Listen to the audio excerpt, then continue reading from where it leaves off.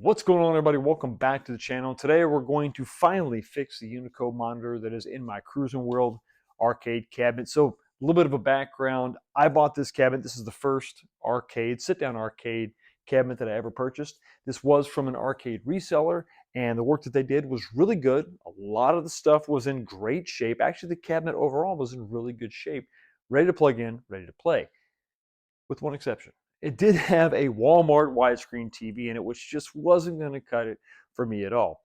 Combine that with the fact that they just mounted this in with a 2x4 and a piece of plywood, it was just wrong. It just really was wrong. Now, I don't mind an LCD in a real arcade cabinet, but it's got to be the right aspect ratio, and it's got to be mounted basically in the same stock location that CRT was. So the first thing I had to do was locate some stock Midway monitor mounts, found those on eBay, got those installed my $300 Unico 26-inch LCD, 4x3, all the numbers, all the acronyms, everything that you want, except for a small problem. Now, I was an early adopter of this LCD panel, and while it works great on some cabinets, I have 3 other cabinets that I installed these in without any kind of an issue as far as the image being cropped. That was not the case with this cabinet. The Midway cabinets had an issue with cropping the image on the bottom. It's like a weird 4x3, 5x4 issue. I really couldn't understand it, really couldn't explain it. So the board was the issue. The controller board just wasn't quite going to cut it for this particular cabinet. So the fix was promised, like I said, about a year ago, that don't worry, we're going to send you a brand new board, not some firmware update, a brand new controller board that you'll be able to plug into your panel and all your problems will be solved. Were they? Well, let's check it out.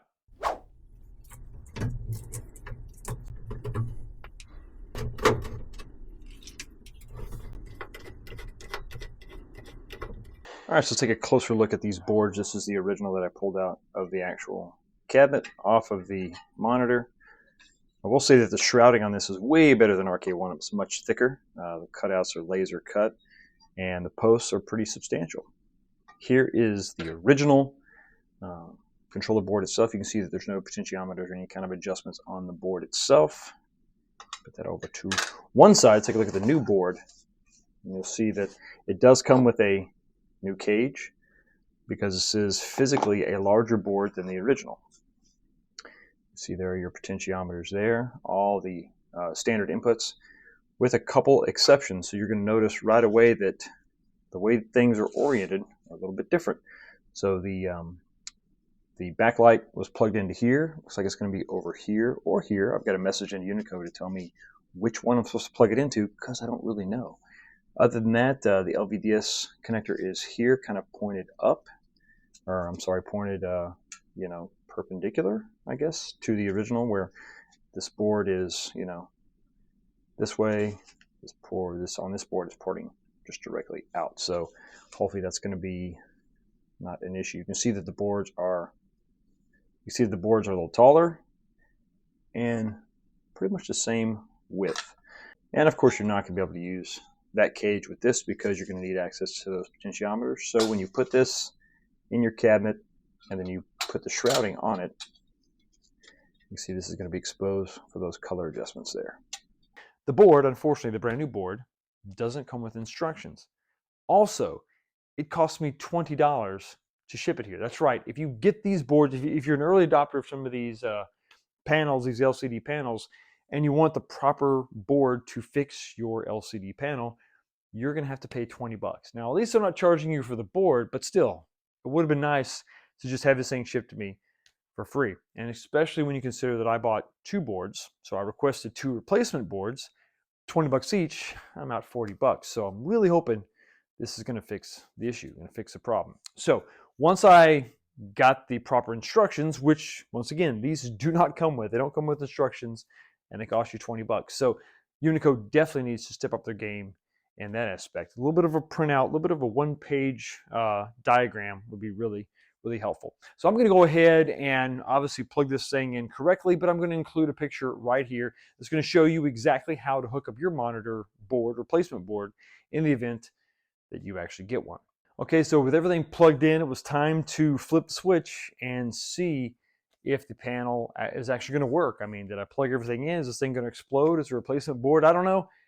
Well, rest assured, everything was absolutely fine. The big thing is, before I worried about the image, color and contrast and all that, was the fact that it was actually displaying the entire picture on the 4x3. Finally, I could see all of the bottom of the image. Now, just for comparison's sake, I'm going to show you a side-by-side right now. This is the before and the after. You could see how playing the game, the menu select, there's a lot of image cut off on the bottom. It's a noticeable amount of image on the bottom. That is absolutely gone with this board. Once again, there was no setup involved in that. I just plugged it in and that fixed that problem. What did require a little bit of setup was actually adjusting the monitor. Now, unfortunately, it doesn't come with a new controller board. You just have to use a stock board, which unfortunately only has about 6 inches of cable. So you're going to have to stick that to the back of the monitor or just have that in the monitor and break out the mirror. Yes, the mirror trick that we've had to do on these old arcades for years. When the controller board wasn't located in the control panel, you had to just kind of set up a mirror and, read everything backwards. That's a lot of fun. I wish they would include a longer cable, if nothing else, or maybe even a longer cable with a controller board.